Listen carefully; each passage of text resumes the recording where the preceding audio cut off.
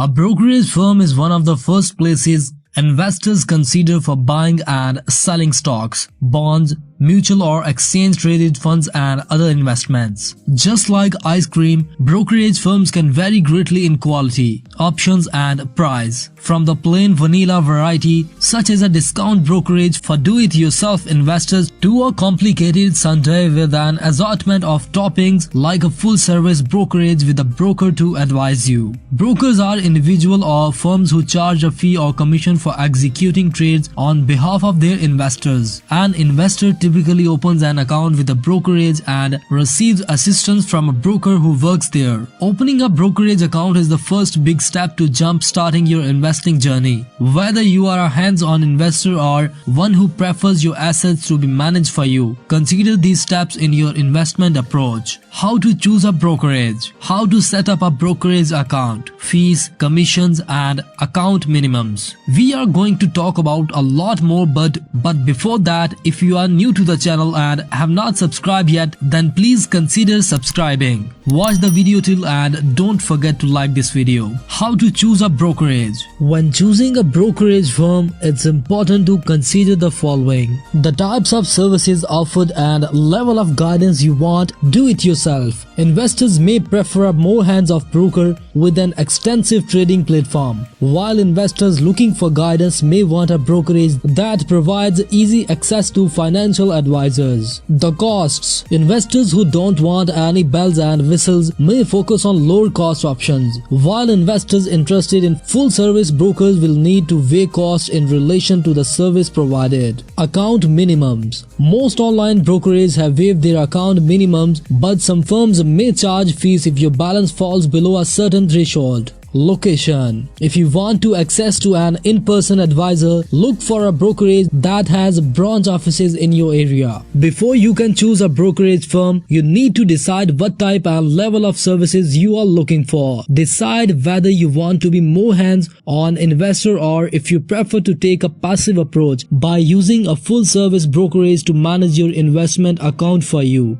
A full-service broker may be suited for an investor who is not familiar with what they should be investing in, doesn't want to spend the time to research or manage their investment, or has a large amount of wealth that require more complex financial management. When looking for options that suit your investment needs, consider a firm's breadth of services, from tech-based and human-assisted service to a combination of the two. Investors who choose the DIY approach and prefer a low-cost way to manage their assets may prefer an online brokerage account or a discount broker that enables them to buy and sell investment securities through the broker's website or app. Meanwhile, investors who want more help in selecting or managing their investments may prefer a brokerage that has branch offices where they can meet an advisor face-to-face. When searching for a DIY broker, a few things to keep in mind are: make sure the trading platform is intuitive and easy to use. The broker fees are affordable and the broker offers research capabilities and educational resources that will assist in your investment decisions. Other important components include offering broad trading options and being well regarded in the investing industry. Another phenomenon on the rise is robo-advisors, an automated investing service that acts as an online financial advisor in managing an investor's money based on a set of algorithms. Some of those variables include the investor's time horizon, risk tolerance and financial goals, among other factors. This is a way to manage your money automatically with little to no human interaction. Robo-advisors can be a great option for investors who want guidance and help managing their investments but don't want or need the personalized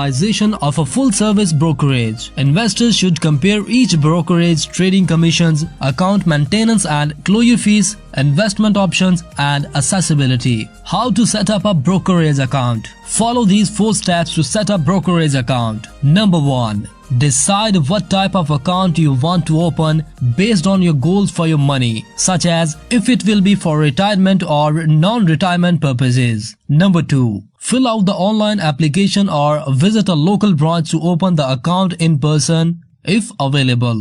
Number 3. fund the account with a bank transfer, check or transfer of assets from another brokerage firm. Number 4. Choose the investments you'll choose, such as mutual funds or ETFs. After you decide which brokerage firm is best for you, the next step is to set up your account. There are several types of brokerage accounts, from non-retirement accounts for individuals or joint owners to retirement accounts such as individual retirement accounts or even accounts designed for college saving or health savings. The process of opening a brokerage account is similar to setting up a bank account, with one important distinction. For a new brokerage account, you will be asked to fill out new account forms that will inquire about your risk tolerance, investment objectives, time horizon, and the extent of your financial knowledge in order to build an investor profile. Most applications typically require you to also provide your contact information, social security number or employer identification number, marital status, mother's maiden name, a financial statement listing information for assets or cash you may want to transfer, and sometimes details from your driver's license. Many firms will have you rank for your investing preference, for instance, preservation of capital, income, growth or speculation, depending on whether you are a conservative, moderate or aggressive investor. This enables the firm's advisor to make recommendations that are suitable for you based on your profile.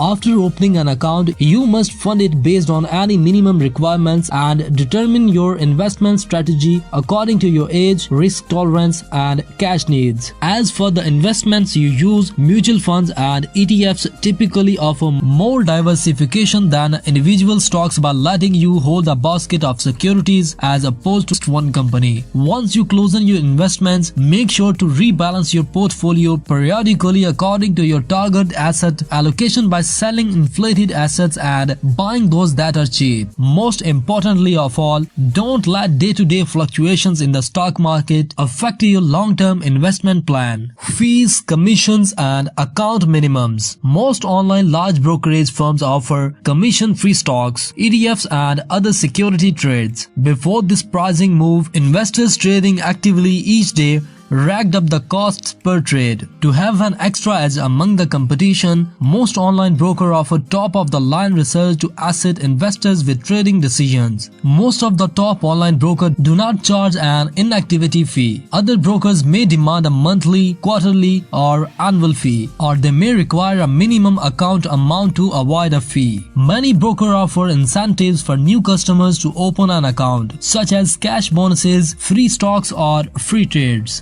Most online brokers do not charge maintenance fees. Full-service brokerage or firms that provide a host of financial services to clients tend to have higher fees since they provide more services. These firms can charge a flat fee to manage your account, which can be a percentage of the assets you have with them. An hourly rate or be commission-based, which means they are paid on transactions and sales of a trade. They could even be fee-based and charge both a fee and commissions. Be sure to ask any firm you work with about the fee and how they charge. If you are investing in mutual fund, there are embedded management fees in the funds that are separate from brokerage fees. There can also be trading costs with mutual funds that you need to be aware of. Some brokerage firms also charge annual fees and custodial fees on IRA and Roth IRAs, so look out for those. Understand what it looks like if your profile changes and make sure you pick a provider that adapts with you as your situation adjusts.